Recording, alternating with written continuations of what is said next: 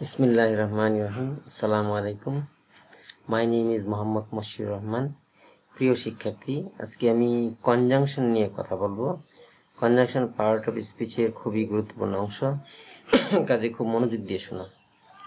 Conjunction, যে word বাক্যে কোনো কিছুকে যুক্ত করে তাকে কনজাংশন বলে। কোনো কিছুকে যুক্ত করলে এটা কনজাংশন হবে।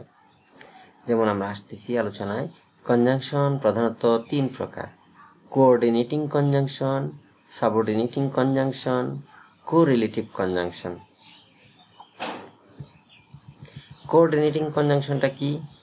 যে কনজাংশন একই শ্রেণীর ক্লজকে যুক্ত করে তাকে কোঅর্ডিনেটিং কনজাংশন বলে। একই শ্রেণীর ক্লজ যুক্ত করবে। ক্লজ সম্পর্কে ধারণা পেতে গেলে ক্লজের ভিডিও আছে, এটা দেখে নিলে তোমরা বুঝতে পারবে। ক্লজ হচ্ছে কতগুলো ওয়ার্ডের সমষ্টি যেখানে সাবজেক্টও থাকে, ভার্বও থাকে। এটা হচ্ছে ক্লজ। সাবজেক্ট আর ফিনিট ভার্ব থাকবে, কতগুলো ওয়ার্ডের সমষ্টি যেখানে সাবজেক্ট আর ফিনিট ভার্ব থাকবে, সেটা হচ্ছে ক্লজ।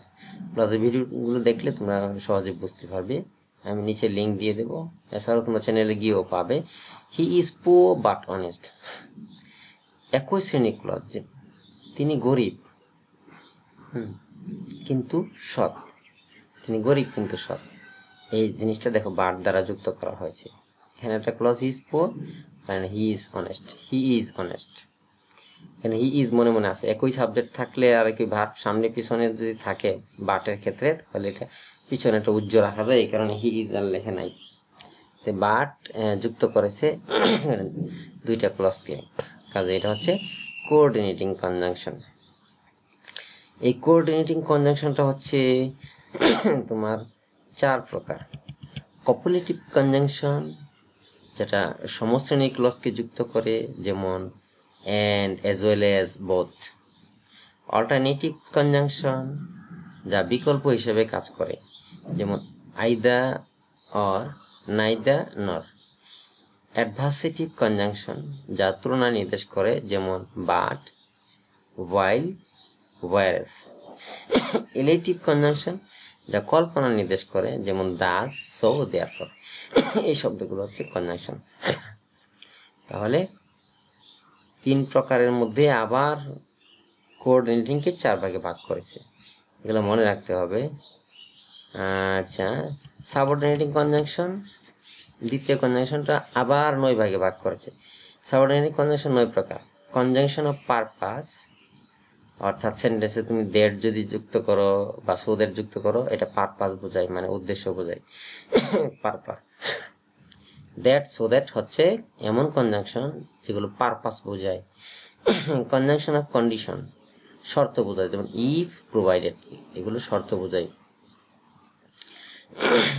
এগুলো হচ্ছে সাবঅর্ডিনেটিং কনজাংশন, কন্ডিশন বোঝায়।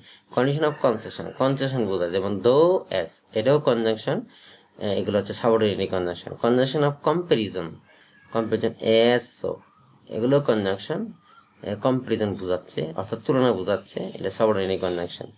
Conjunction of effect, so dot dot that, that, conjunction of effect. এরা সবাই কনজাংশন, কিন্তু আবার ভাগ করা আছে, ভাগের মধ্যে গিয়ে সাবঅর্ডিনেটিং কনজাংশনে পড়েছে। কনজাংশন অফ টাইম, যেমন সিন্স, সো লং, এগুলো হচ্ছে conjunction of time. Since, so long এরা কনজাংশন।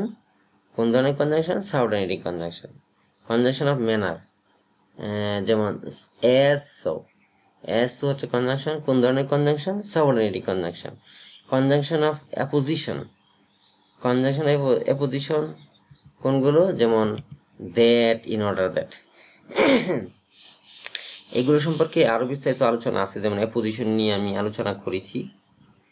এগুলো তোমরা দেখতে চাইলে আমার অ্যাপোজিশনের উপর ভিডিও দেখলে তোমরা অ্যাপোজিশন জিনিসটা আর ক্লিয়ার হয়ে যাবে। কাজে এগুলো দেখলে তোমাদের আর ক্লিয়ার হয়ে যাবে। এই কারণে চ্যানেলটা সাবস্ক্রাইব করে নিলে সবচেয়ে ভালো হয়, এগুলো সহজে তোমরা পেয়ে যাবে যা আপলোড করব। পজিশন, তাহলে এতক্ষণ মনোযোগ দিয়ে দেখার জন্য অনেক ধন্যবাদ। ভালো থেকো সবাই, আল্লাহ হাফেজ।